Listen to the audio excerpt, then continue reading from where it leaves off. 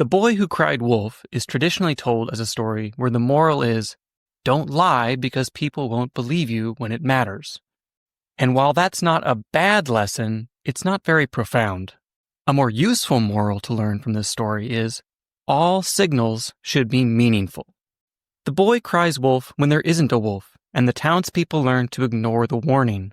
The signal usually isn't meaningful, so when it finally does give a useful warning, no one pays attention. The boy in the story is like a smoke detector that usually goes off for no reason, but also goes off when there's really a fire. This isn't just annoying, it's dangerous.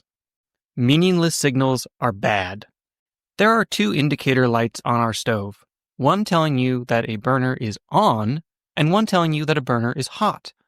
The light that tells you a burner is hot is broken. It's always lit up, no matter what. It's a meaningless signal. Now, why is this a problem? It's a problem because the other light actually works. The light that tells you when a burner is turned on is a meaningful signal. If you learn to ignore the hot burner light, you could easily and mistakenly learn to ignore the burner on light. Realizing that this could cause me to accidentally leave a burner on, I covered the broken light with electrical tape. Meaningless signal removed.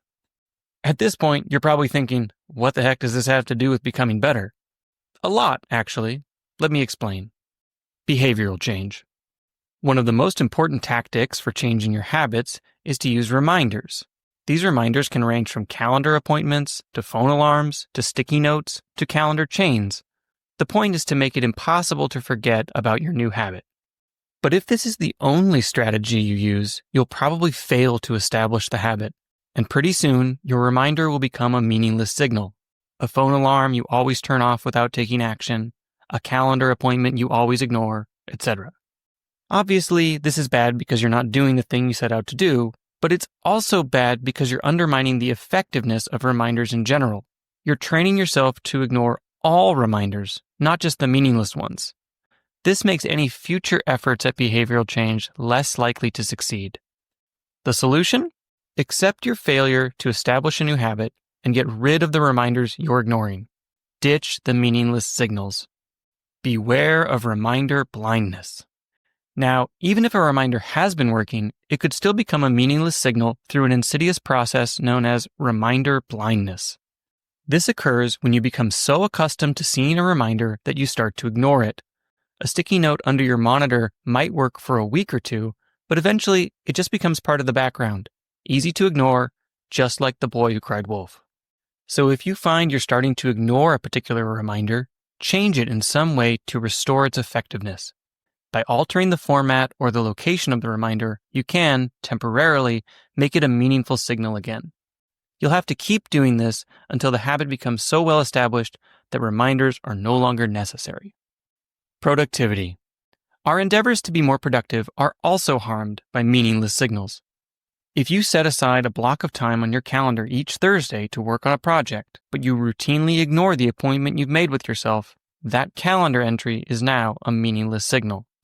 The solution? Delete the appointment and try a different approach. If you have items on your to-do list that you keep neglecting, you run the risk of turning all of the items on your to-do list into meaningless signals. If it's really important for you to do it now. And if it's not, remove it from the list. Distraction. A modern version of The Boy Who Cried Wolf might be titled The Phone That Cried Important. How many of the notifications that come out of your phone are actually meaningful signals? And how many are just unnecessary distractions? Ruthlessly turn off all the buzzes and bells you don't need so that when your phone grabs your attention, it's for a good reason. Even an important notification doesn't necessarily need to grab your attention right now. You'll have an easier time doing deep work, getting into flow, and connecting with others if your phone is in Do Not Disturb or airplane mode. Meaningful signals are essential. The Boy Who Cried Wolf is actually a warning about the importance of meaningful signals and the danger that arises when meaningless signals are allowed to persist. We need meaningful signals to get by. They tell us what to do and when to do it. From traffic signals to alarm clocks to your baby's cries, meaningful signals are immensely valuable. But meaningless signals threaten the effectiveness of the signals that truly matter. So we need to be mindful of meaningless signals and remove them whenever we can.